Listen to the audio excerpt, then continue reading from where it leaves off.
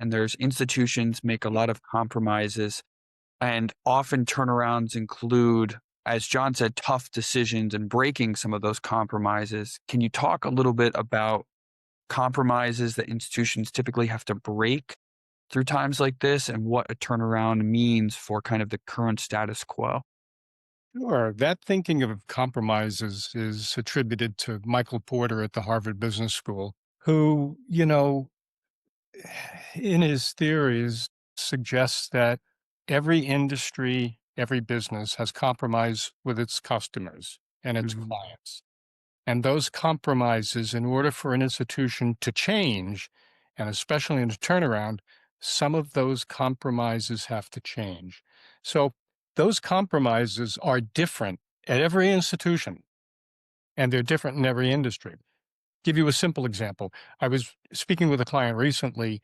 One thing that became obvious was that their real estate is used really inefficiently, really inefficiently. And in order to improve the efficiency of it, they had to change their scheduling system, which was predominantly driven by the faculty at the time. And it had evolved over the years that the faculty controlled the class scheduling, they controlled the use of the labs, they controlled what rooms got used and Mhm. what buildings got used and what time the courses were.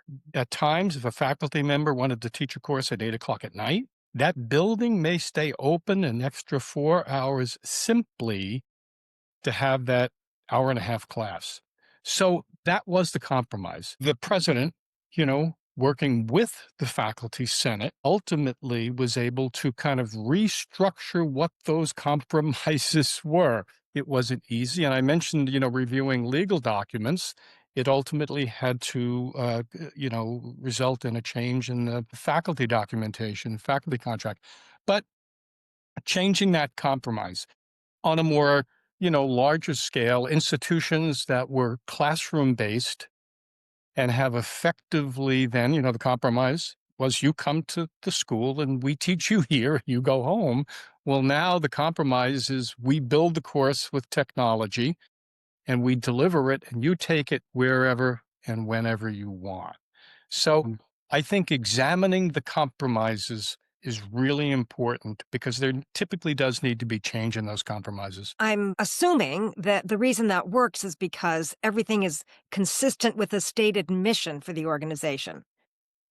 And when you have to break a compromise, there's something larger that the organization, that the leadership is saying, and that's because blank is consistent with our mission. Yes? And I'm wondering if each of you can just say how your mission has fit into all of this.